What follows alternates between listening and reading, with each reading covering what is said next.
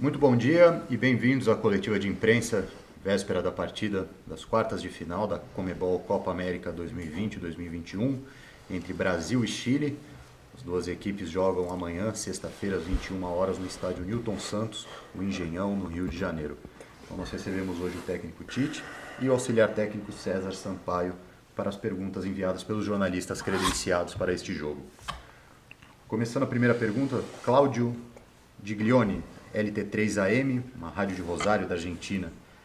Tite, como você avalia o nível da sua equipe na primeira fase, considerando os objetivos traçados para os jogos? Cláudio, os objetivos traçados eles eram de desempenho e eles foram de resultados nessa primeira etapa. Nós construímos 3 vitórias e um empate no último jogo. Utilizamos todos os atletas, que era o nosso objetivo, de oportunizar no jogo, dentro do jogo, para que as situações se mostrassem, a qualidade técnica individual, as variações que a gente tem em termos táticos de utilização, e de estar nessa primeira fase também todos nós preparados para esses outros enfrentamentos, com o grupo todo confiante para tal. Nós atingimos o objetivo. Questão do Eduardo de Menezes, ESPN Fox. Tite, nessa partida contra o Chile, você vai diminuir o ritmo de observações na equipe e voltaremos a ter uma base mais utilizada com aquilo que você acredita ser o melhor padrão tático? Sim, Eduardo, sim. Sim. A gente oportunizou todas as situações, linkando uma resposta anterior, da do Cláudio. A gente oportunizou. E agora é ter naqueles que iniciam, sim, uma equipe equilibrada. O que é uma equipe equilibrada? É uma equipe que mantenha aquela média de gols e criação, se a gente traduzir em números. Eu sempre prefiro análise qualitativa e não quantitativa, mas busco informações. Então, bom desempenho ofensivo e de criação, o que é? Nós temos uma média de 16 finalizações, onde elas dão 7, 8 no gol, precisas. Isso é transformar a posse de bola em efetividade e transformar isso em gol. O que é? A gente tem mantido uma média de 2 gols e meio por jogo. 2,3 em todos os jogos oficiais. Então, para a gente ter... O que é associado a isso? Solidez defensiva. Porque se tu não tiver uma solidez defensiva, tu vai fazer gol lá na frente, mas ficar intranquilo. Nós temos 0,5. Em 2 jogos nós não tomamos, 2 nós tomamos. Então, é nesse equilíbrio de equipe, projetar agora esse enfrentamento contra o Chile. Pergunta enviada pela Monique Danello, TNT Esportes. Tite, o Chile não vive boa fase nas eliminatórias e na Copa América, só venceu a Bolívia, o que acaba contribuindo para que o Brasil seja apontado, inclusive pela imprensa chilena, como favorito. Que tipo de armadilhas um jogo como esse pode apresentar? Primeira parte da resposta eu te passo, depois eu pedi o auxílio ao César. Chile é bicampeão da Copa América, nas duas anteriores a que o Brasil foi campeão em 2019. É uma equipe que tem jogadores experientes, a base ainda do último confronto que nós tivemos, né, pelas eliminatórias de Mundial. Jogadores acostumados a performar em adversidade, jogadores com renomes internacionais, enfim, uma equipe que tem no seu setor de meio campo a imposição técnica, tem 2 empates consideráveis, né, contra o Uruguai e a Argentina, enfim, são todos números aí que a gente tem que também considerar quando mencionamos essa equipe. Então, algumas variações táticas também, nós estamos nos atentando para tudo esse cenário, né, e preparando a melhor estratégia possível para neutralizar os pontos fortes da equipe do Chile, né, e trabalhar em cima daquilo que a gente entende ser o melhor caminho para performarmos. Professor, vou unir 2 perguntas enviadas pelos jornalistas aqui, do Rodrigo Almonacid, da AFP, e do Eduardo Gabardo, da Rádio Gaúcho, cuja temática é a mesma, são os goleiros da seleção. O Brasil tem 3 grandes goleiros. Como que você decide qual deles vai jogar cada partida? E o Gabardo quer saber se você pretende fixar um goleiro como titular ou se a ideia é seguir com revezamento durante a Copa América. 3 grandes goleiros. Tafarel é a pessoa, juntamente com o Marquinhos, que eu mais ouço. dar uma definição nesse sentido, e muito tranquilo com qualquer goleiro que possa ser utilizado. Questão da Marina Granziera, Caracol TV, da Colômbia. Como muda a preparação do time para um jogo de mata-mata? Além da questão técnica, como uma maior prática de pênaltis, como é o treinamento mental dessa equipe? Nesses jogos decisivos, a gente tem que estar muito forte em 4 fatores que eles são decisivos. A parte tática, a parte técnica, a parte física e a parte emocional. Elas têm que estar alinhadas num grande plano. Quando se consegue estabelecer e ter esse desempenho, a gente está muito mais próximo do sucesso. É isso que a gente está muito mais próximo da vitória. É isso que a gente procura ajustar. São jogos importantes, a margem de erros temos que minimizar, jogos que são decididos muitas vezes em detalhes. Dentre esses detalhes, nós temos um recorte recente aí dessas competições com a bola parada tendo uma influência considerável. Enfim, todo esse universo a gente tem não só simulado aqui, mas atletas também têm vivido, né, nos seus respectivos clubes.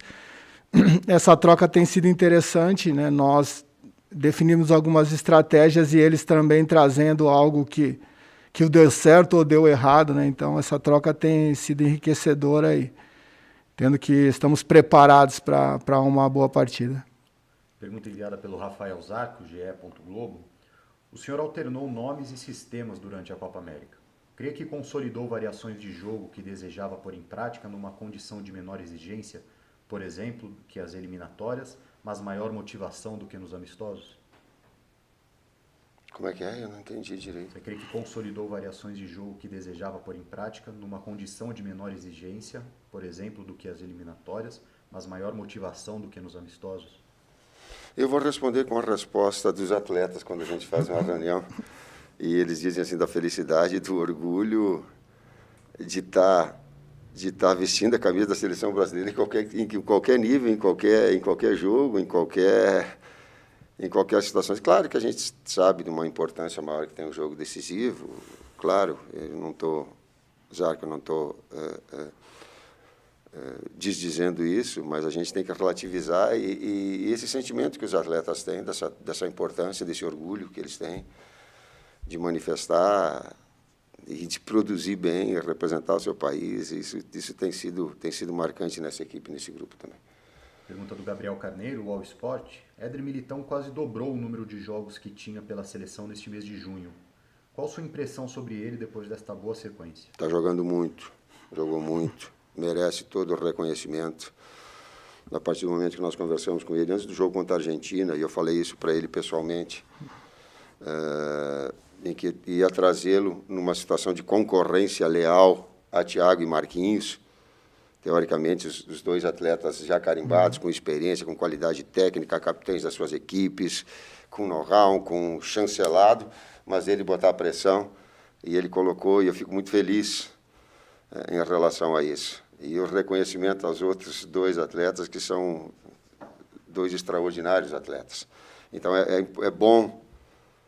E, para fechar, vou lembrar do seu Enio, em Caxias. Se o cara começa a contar um pouquinho de história, ele disse assim, Tite, mas tu não vai te atrapalhar tendo 3 grandes, ou 4 grandes zagueiros, ou 4 grandes... Ele perguntava para mim, tu não vai te atrapalhar para escalar? Eu olhava para ele e dizia assim, eu não vou, seu Enio, porque se eu errar, eu vou acertar. Esse é o caso. Pergunta do Vitor Pozella, TV Globo. Desde que o senhor assumiu a seleção, o Brasil só enfrentou o Chile uma vez. E na ocasião, aquele jogo também tinha caráter decisivo para o adversário. Resultado 3-0 para o Brasil. Dentro do planejamento de vocês, como esse mata-mata da Copa América ajuda na preparação para uma Copa do Mundo? Eu, sinceramente, não estou pensando em Copa do Mundo agora, não. Eu estou pensando nesse jogo especificamente, na Copa América, em poder merecer mais com o desempenho que eu falei, técnico, tático, físico, emocional, merecer mais que o adversário, porque ele tem merecimento, de reconhecer virtudes que o adversário tem, um bicampeão da Copa América contra o último campeão. Então, tem uma grandeza do jogo que ela é muito maior. É verdade. A gente tem tido experiências importantes aqui com esse grupo. Essa rivalidade desse período aí de não ter enfrentado o Chile é algo que fica mais para os números, né? Nós temos muito claro em mente a meta nossa para esse primeiro ciclo, como o Tite bem disse, de oportunizar a todos e ter opções para variações, né? E também simular o que encontraremos na Copa do Mundo, né? Tendo um grupo esse tempo todo fechado, com uma integração, com alegria, com um envolvimento, comprometimento dos atletas. Então, são outras coisas que agregam esse valor, né? Além da parte técnica e tática das variações, a gente começa a criar casca nesse grupo, né? Começa a criar assim, um senso de pertencimento que também vence jogos, né? Tem alguns outros jogos que são jogados, né? Para que você possa ter conquistas, né? Assim, expressivas, não só no futebol, acho que em qualquer esporte, né? Coletivo ou individual. E o mundo nosso não é um mundo cor-de-rosa. Tem discussão, tem ideias diferentes, tem arranca-rabo, tem bico. Tem igual tem na família, igual tem num grupo de pessoas normal, natural. O que a gente tem é a condição de vermos as nossas diferenças e colocar depois o trabalho acima de qualquer coisa. Não o que está certo, não quem está certo, mas o que está certo. Mas isso tudo existe, não pensa que aqui é um mundo cor-de-rosa, não. Questão do Diego Vega, de Aruás, do Chile. Que importância você acredita que tem Charles Arangues no jogo da seleção chilena?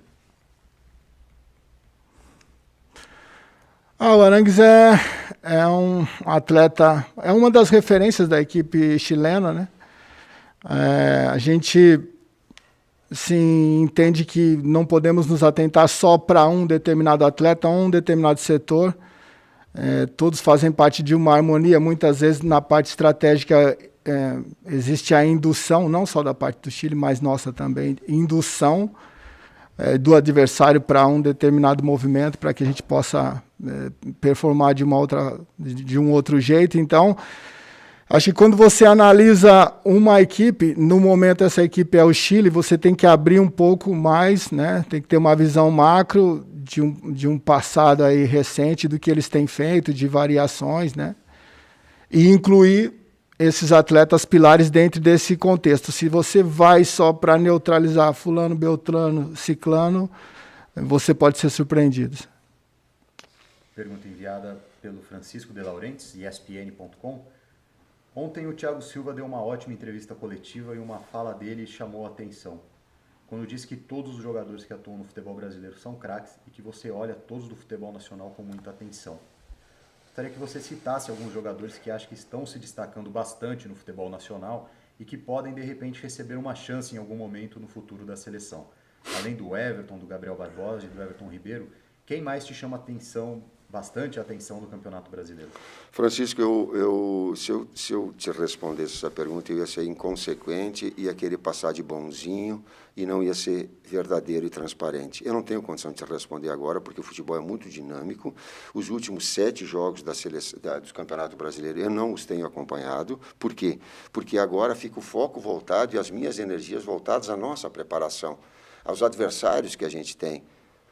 Então, esse acompanhamento é todo feito por uma comissão técnica que tem mapeado todos os atletas e qualquer resposta que eu desse agora, ela seria atemporal, ela não seria do momento. Consequentemente, uma informação ou uma resposta que eu te daria era em cima de uma informação que não é verdadeira e suficientemente profunda para ter um aval melhor.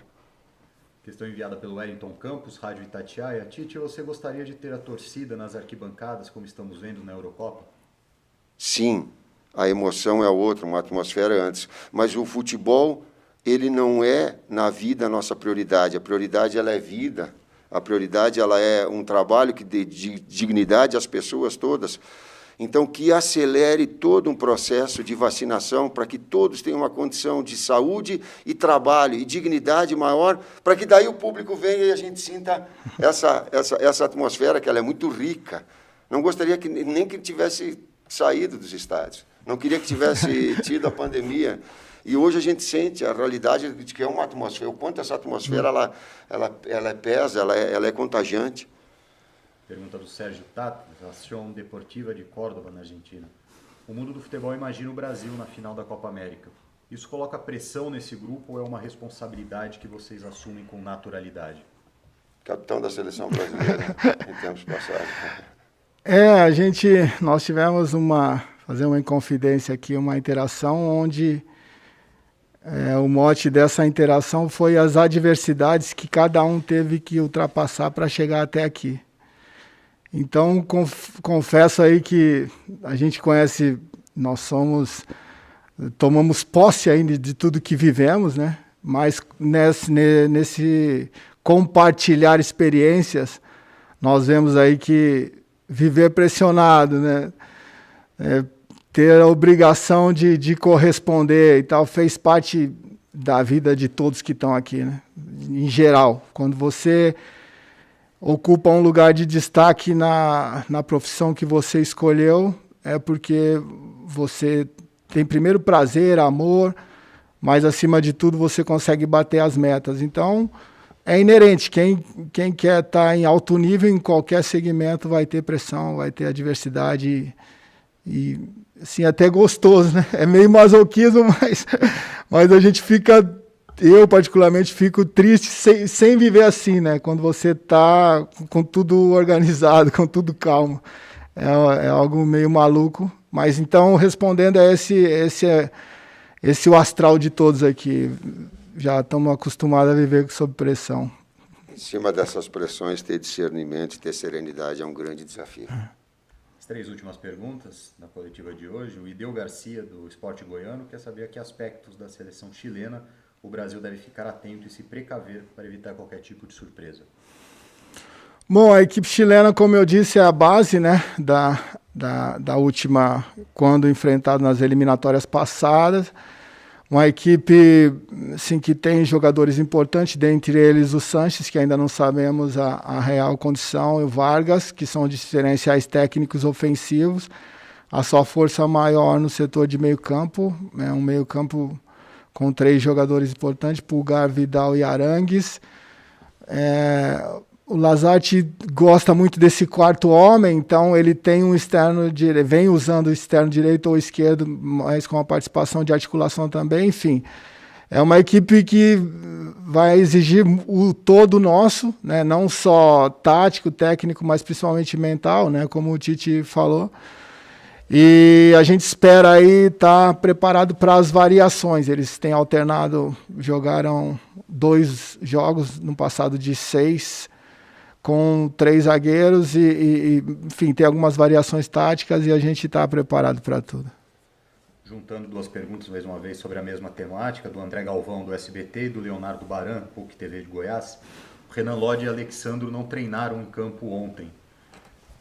O Baran pergunta se numa eventualidade quais são suas opções para a lateral esquerda, e o Galvão quer saber se jogar com o Danilo de novo por ali é uma possibilidade real. Informações verdadeiras é a melhor prevenção. Eles treinaram, o Lodge treinou ontem. E hoje o Alexandro vai ser avaliado numa situação melhor e depois vai externar para vocês a real posição. Então, cuidado com as informações que elas não são verdadeiras, que elas não são reais. A última pergunta da coletiva, enviada pela Kiyomi Nakamura, no Easy News. Não tem a mesma voz da Kiyomi, então a pergunta vai ficar um pouco diferente do carinho que a Kiyomi sempre importa na pergunta. Mas após o jogo contra o Equador, o técnico Gustavo Alfaro falou, abre aspas, admiro muito o Tite, creio que é um gênio, para nós treinadores é um exemplo a seguir por seu compromisso, por sua luta, fecha aspas. Esse elogio de adversário e também de um colega de profissão, o que significa para você? Me orgulha sem ser orgulhoso e divido com todos vocês que estão aqui comigo, porque o trabalho não é feito de forma isolada. E quando ele vem, ele é extensivo a um grupo todo de trabalho. E eu tenho certeza que nós nos sentimos orgulhosos, não eu. Ter orgulho sem ser orgulhoso. Tite, muito obrigado. César Sampaio, idem. A seleção brasileira treina hoje às 15h30 no CT da seleção, aqui em Teresópolis, na Granja Comari. E a saída da delegação rumo ao Rio de Janeiro prevista para as 20h30 e, mais uma vez, a previsão de chegada às 10 horas no Hotel Pullman, Hilton Barra, no Rio de Janeiro.